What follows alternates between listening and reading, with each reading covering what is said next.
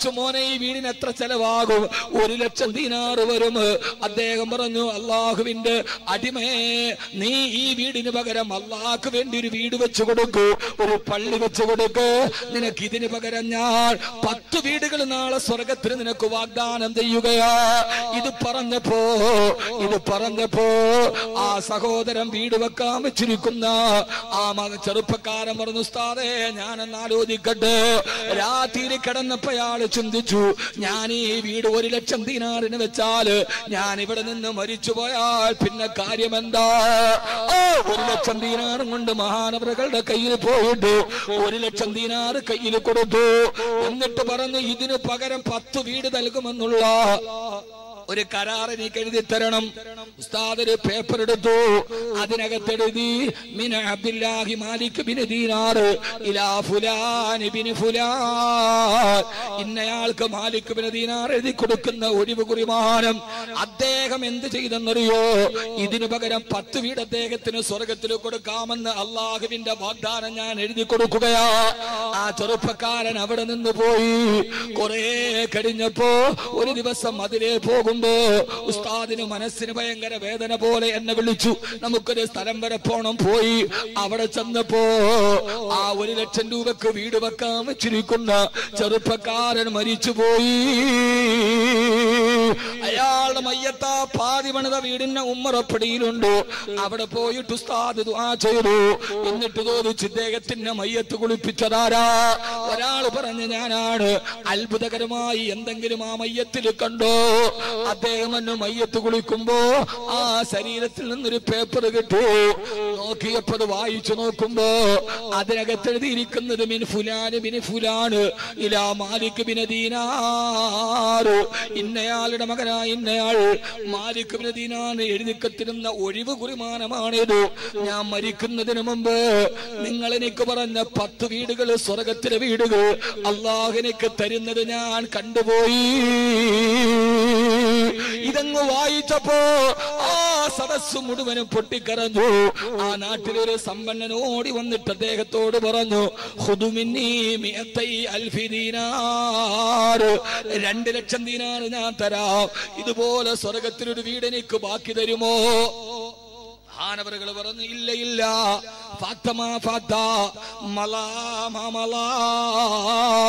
കഴിഞ്ഞതെല്ലാം കഴിഞ്ഞു പോയി. ഇത് ചില സമയത്ത് റബ്ബ് കൊടുക്കുന്ന തൗഫീഖാണ്. സഹോദരങ്ങളെ, സഹോദരിമാരെ, അതുകൊണ്ട് ആഖിറത്തിലെ വീടാണ് വലുത്. വഇന്നൽ ആഖിറത ഹിയ ദാറുൽ ഖറാർ. ആഖിറത്തിലെ വീടല്ലേ വലുത്. അവിടുത്തെ വീടിന്റെ അവസ്ഥ എന്തെന്നറിയോ? ഇതിനേക്കാൾ വലിയ വീട് ആഖിറത്തിന്റെ സ്വർഗത്തിലാ. ലഹും ഉറഫും മിൻ ഫൗഖിഹാ ഉറഫുൻ മബ്നിയത്തുൻ തജ്രീ മിൻ തഹ്തിഹൽ അൻഹാർ. സ്വർണത്തിന്റെ കട്ട. അതാ വീടിന്റെ ഇഷ്ടികകൾ സ്വർണത്തിന്റേതാണ്. 2 സ്വർണത്തിന്റെ ഇഷ്ടികയുടെ ഇടയിൽ ഡിസൈനിന് വേണ്ടി ഒരു വെള്ളിയുടെ ഇഷ്ടിക. എത്ര വലിയ സൂപ്പർ ഡിസൈനർ ആണല്ലോ! ഏറ്റവും വലിയ ആർക്കിടെക്ട് അള്ളയാണ്. ലഹും ഉറഫുൻ മിൻ ഫൗഖിഹാ ഉറഫുൻ മബ്നിയാ. 2 സ്വർണത്തിന്റെ ഇഷ്ടിക, അതിന്റെ ഡിസൈനിന് വേണ്ടി വേറൊരു ഇഷ്ടിക. ഇപ്പൊ എത്ര ഗ്ലാഡിംഗ് ടൈലുകളാണ് നമ്മൾ ഒട്ടിക്കുന്നത്! പൊന്നുമോനെ, ഡിസൈൻ ചെയ്ത സ്വർണ്ണ ഇഷ്ടികകൾ. എന്നിട്ട് ആ വീട് എവിടെയാണറിയോ?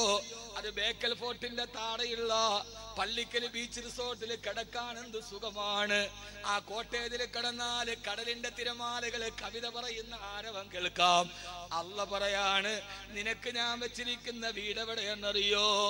വഅദല്ലാഹുൽ മുഅ്മിനീന വൽ മുഅ്മിനാതി ജന്നാത്തിൻ തജ്രി മിൻ തഹ്തിഹൽ അൻഹാർ വമസാകിന തയ്യിബതൻ ഫീ ജന്നാതി അദിൻ. ഏദൻ തോട്ടത്തിന്റെ താഴെ പച്ചപ്പരവതാനി വിരിച്ച പുൽമേടുകൾ നിറഞ്ഞു നിൽക്കുന്ന കുന്നിന്റെ മുകളിൽ താഴ്ഭാഗത്തു കൂടി തജ്രി മിൻ തഹ്തിഹൽ അൻഹാർ. സുന്ദരി പെണ്ണിന്റെ കാലിൽ കിടക്കുന്ന വെള്ളിക്കൊരുസ് പോലെ തടം തല്ലിയാത്തൊടുകുന്ന പുഴകള് താഴെ. പച്ചപ്പരവതാനിച്ച കുന്നിന്റെ മുകളിൽ ഒരു രമ്യഹർമ്മം. അതിന്റെ ഇഷ്ടികകളാണെങ്കിലോ സ്വർണവും വെള്ളിയും. അതിന്റെ മുറ്റത്തിട്ടിരിക്കുന്നതെന്താ? അള്ളാടെ വീട് വേണോ? അള്ളാടെ വീട് വേണോ? ഇവിടെ നമ്മൾ വീട് വെച്ചാൽ ഇപ്പൊ ആദ്യം തന്നെ നമ്മൾ ടൈലൊട്ടിക്കും. മുറ്റത്ത് ടൈലിടും. എന്താ പറയാ? ഇന്റർലോക്ക് ചെയ്യും. അള്ളാഹു സ്വർഗത്തിന്റെ വീടിന്റെ മുമ്പിലെ ഇന്റർലോക്ക് എന്തെന്നറിയോ? അതിലുള്ള മണ്ണും ചരലും ഈസ്കും ജൗഹറ. പിന്നെന്ത് പറയാനാ ഹബീബേ ഉള്ളറാ. മഹാനായ തഴവ ഉസ്താദ് പറയാ, ആ വീടിന്റെ മുമ്പിൽ ഇന്റർലോക്കിന് പകരം പവിഴവും രത്നവും മരതകങ്ങളുമാണ്. നല്ല പവിഴപ്പെട്ടുകളും മരതകങ്ങളും മുറ്റത്തിങ്ങനെ വിരിച്ചിടും. അവ ഇങ്ങനെ പൊട്ടിച്ചിതറുന്നത് പോലെ പ്രകാശം ചിതറുമ്പോ അതിലുള്ള മണ്ണും ചരലും ഈസ്കും ജൗഹറ. പിന്നെന്ത് പറയാനാ ഹബീബേ ഉള്ളറാ. പുറത്തിങ്ങനെയാണെങ്കിൽ പിന്നെ അകത്തെ ടൈലിന്റെ കാര്യം പറയേണ്ടതുണ്ടോ? ഓ, ആ വീട്ടിലെ അതിലെ കട്ടിലേതാ? ടിപ് ടോപ്പിന്റെ കട്ടിലല്ല, ചന്ദനം കടഞ്ഞതല്ല, ചന്ദനക്കട്ടിലല്ല. ആ സ്വർഗത്തിന്റെ വീട്ടിലെ കട്ടിലിൽ കയറിയിരുന്നിട്ട് എവിടെ പോകണമെന്ന് മനസ്സിൽ ചിന്തിച്ചാ മതി. സ്വർഗം മുഴുവനും ആ കട്ടിലിൽ കിടന്നിങ്ങനെ കറങ്ങിക്കാണാം. പറക്കും ശരീരത്തിലുണ്ട് കാറെടുക്കണ്ട, നീ കരുതിയാൽ മതി പായുമേ പറയണ്ട. ആ സ്വർണ്ണക്കട്ടില് ഇതിനേക്കാൾ വലിയ വീട് സ്വർഗമാണ്. ആ കട്ടിലങ്ങിരിക്കുമ്പോ കള്ളുമായിട്ട് പെൺപിള്ളേര് വരും, കള്ളും കൊണ്ട് പെൺകുട്ടികൾ വരും.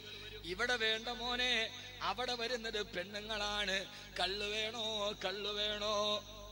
പിടിയാതെ തന്നൊടുകുന്നതാ പാലാറ്, പുഴ പോലെ തന്നതിരുണ്ടടോ കള്ളാറ്. കള്ളിന്റെ പുഴയാണവിടെ. ക്വാർട്ടറല്ല, ഹാഫല്ല, ഫുൾബോട്ടിലല്ല, അവിടെ പുഴയാണ്. സൈഡിലിരുന്നിട്ട് സ്വർണ്ണ കപ്പ് കൊണ്ട് കോരി കുടിക്കുന്ന കള്ളിന്റെ പുഴ. അത് വിളമ്പിത്തരുന്നതാരാ? അത് വിളമ്പിത്തരുന്നത് സുന്ദരികളായ പെൺകുട്ടികൾ.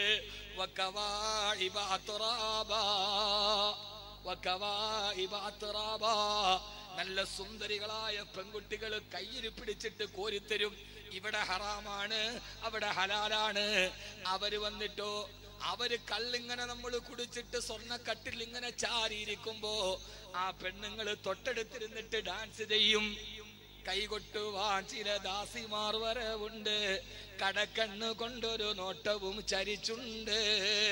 പണ്ടത്തെ അൽഫുലൈലത്തും വലൈല 1001 രാവികളിലെ സുൽത്താന്മാരുടെ ചുറ്റു വന്നിട്ട് ലലനാമണികളായ പെൺകുട്ടികൾ സ്വർണ്ണ ചഷകത്തിൽ പാനം ചെയ്ത് അവരൊപ്പന കളിക്കുന്നത് പോലെ നീ സ്വർഗത്തിന്റെ കട്ടിലിരിക്കുമ്പോ പെൺകുട്ടികൾ വന്നിട്ട് ഒപ്പന പാട്ട് പാടിയിട്ട് നിനക്ക് പാട്ടുപാടിത്തരും.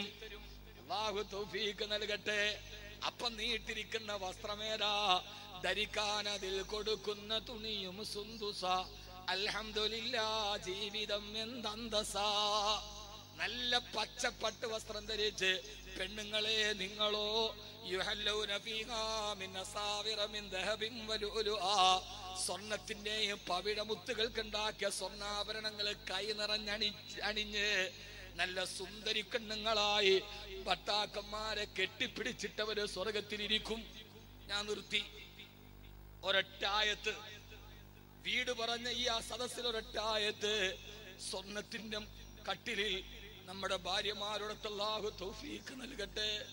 നമ്മളെ സ്നേഹിച്ച ഭാര്യ, നമ്മുടെ പ്രിയപ്പെട്ട ഭാര്യ നാളെ സ്വർഗത്തിലെ കട്ടിലവള് കൂടെയില്ലെങ്കിൽ പിന്നെ ജീവിതത്തിന് എന്ത് സുഖമാണുള്ളത്?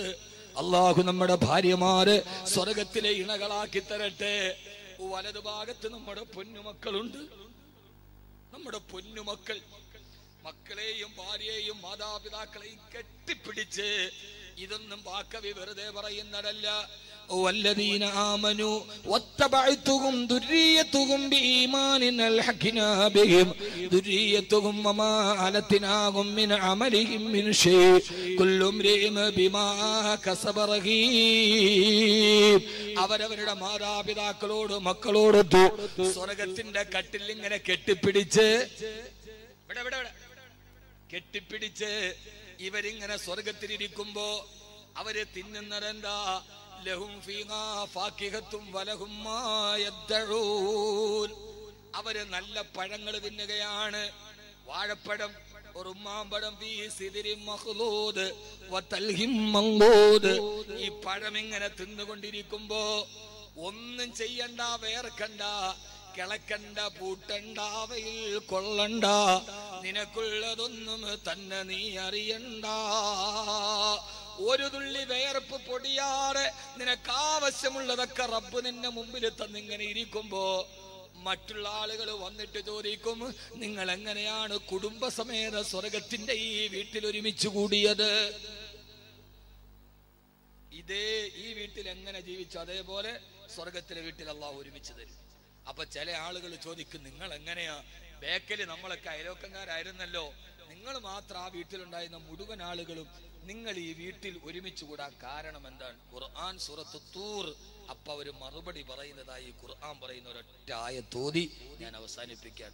അള്ളാഹു നമുക്ക് അങ്ങനെ പറയാൻ തൗഫീക്ക് നൽകട്ടെ.